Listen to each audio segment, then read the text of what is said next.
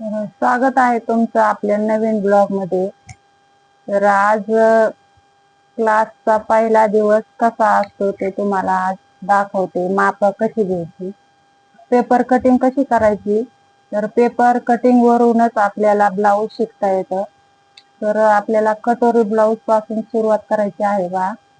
तर त्याच्यासाठी मी क्लास सुद्धा घेत असते, ऑफलाईन सुद्धा क्लास घेत असते मी. आणि तुम्हाला सुद्धा मी शिकवता तुम्हाला सुद्धा काही गोष्टी कळतील.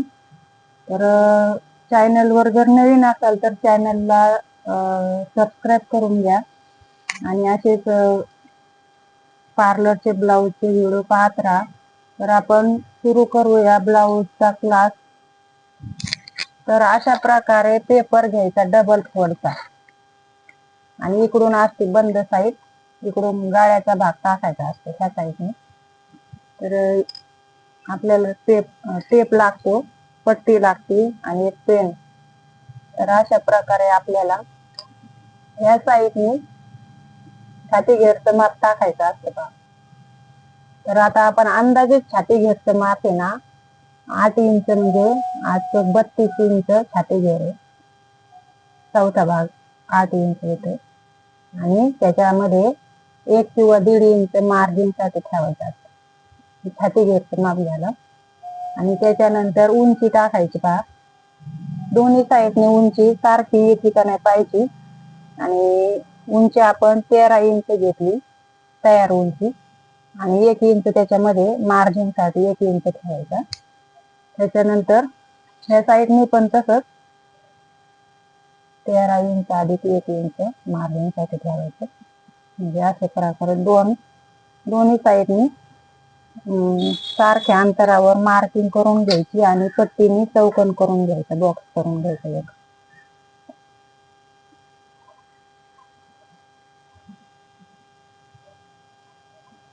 आता पेपरवर थोडस का अंधक दिसतं, आपला कार्डशीट पेपरवर चांगलं दिसतं.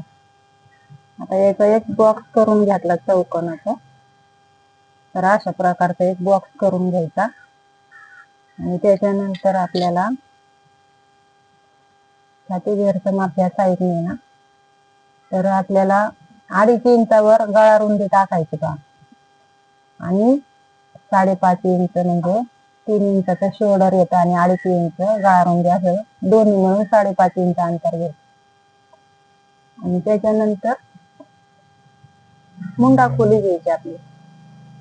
तर मुंडा खोली आपल्याला 5 इंच येईल. 8 इंच छाती घेरा असला तर 5 इंच मुंडा खोली घ्यायची. तसं मापाप्रमाणे बदलत जातं ते अंतर. 5, 5.5, 6, 6.5 पर्यंत मुंडा खोली असते का. सगळ्यात मोठं माप 10च्या नंतर छाती घेर असेल ना, 40च्या पुढे छाती घेर असेल ना, तर मुंडा खोली 6.5 इंच येईल. तर आता आपण 5 इंचाचीच मुंडा खोली घेतो. तर हे जे अंतर असतं आकार द्यायला, मुंड्याचा आकार द्यायला 1.5 इंचावर आणि 1 इंचावर असे 2 मार्किंग करून घ्यायचे. तर 2 मार्किंग केल्याच्या नंतर त्याला आकार देऊन घ्यायचा मुंडा खोलीला. तर हा आकार आहे ना पुढच्या साईडचा असतो 1 इंचावरचा, आणि हा आकार आहे ना मागच्या साईडचा, म्हणजे पाठीच्या साईडचा असतो. तर हे 2 आकार आपल्याला आखून घ्यायचे. कर्व शेपने पण हा आकार करता येतो. हे मुंडा खोली झाली. त्याच्यानंतर आपल्याला गळा उंची मापाप्रमाणे टाकावं लागते. कोणाला डीप गळा लागतो, कोणाला कमी लागतो. तर आपण रेग्युलर 5.5 इंचाचा गळा रुंदी घेतात.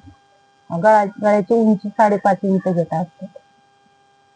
तर 5.5 इंचावर एक मार्किंग करून घ्यायची आणि याचा पण एक असं एक चौकन करून घ्यायचं.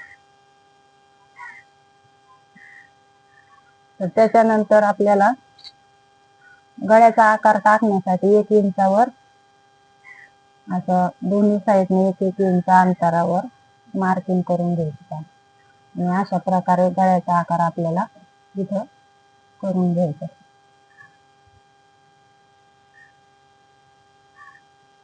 ह्याला काही गळा इथपर्यंत आलं का लक्षात. त्याच्यानंतर आपल्याला खालच्या साईडने 2.5-2.5 इंच अंतरावर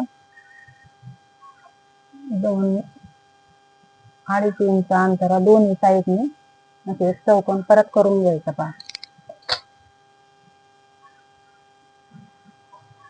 त्याच्यानंतर आपल्याला क्रॉस पट्टी आहे ही, तर क्रॉस पट्टीला 1 इंच वरती आकार देण्यासाठी अशा प्रकारे हाताने जर नाही आकार देता आला तर आपल्याला पट्टीने पण देता येते. आणि अशा प्रकारचा आकार द्यायचा असा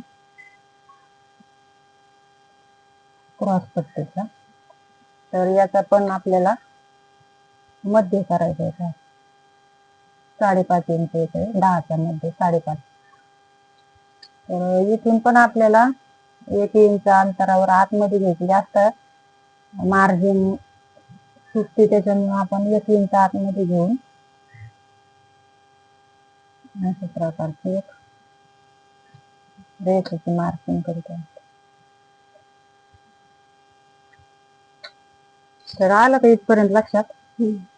त्याच्यानंतर आपल्याला इथं कटोरीचा आकार द्यायचा असतो. अर्धा भाग केला ना हा क्रॉस पट्टीचा, इथं 5.5 इंच अंतर आलं. आणि आपल्याला कटोरीचा आकार द्यायचा असेल ना तर त्याच्या आधी आपल्याला हा पाठीचा भाग, आतला भाग आहे का पुढच्या साईडचा, तर तिथून 2.5 इंच अंतर घ्यायचं इथपर्यंत. 2.5 इंच अंतर घेतल्याच्या नंतर हे अंतर कशासाठी घेतलंय, मुंडा कमी नाही पडावा म्हणून.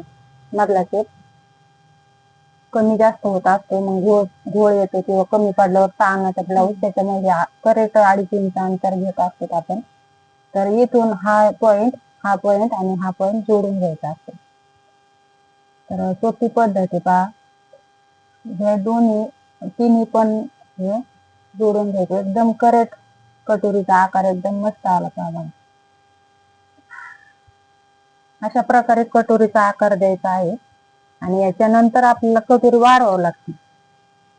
आता हे आजच्या भागामध्ये एवढंच, कारण जास्त जर सांगितलं तर मग लक्षात बसत नाही. तर हे आजच्या भागामध्ये ना आपण एवढीच प्रॅक्टिस करायची आणि उद्याच्या भागामध्ये आपण कटोरी वाढवायची. पहा, म्हणजे मग एक स्टेप घेतली ना तर मग आपल्या लक्षात राहत. तर चला भेटूया पुढच्या ब्लॉग मध्ये. आपण उद्याच्या ब्लॉग मध्ये कटोरी कशी वाढवायची ते मी तुम्हाला सांगणार आहे. पहा, तर माझा व्हिडिओ तुम्हाला कसा वाटला, माझी शिकवण्याची पद्धत तुम्हाला कशी वाटली तर मला कमेंट मध्ये नक्की सांगा. आणि चॅनलला अजून सबस्क्राईब केलं नसेल तर सबस्क्राईब करून घ्या.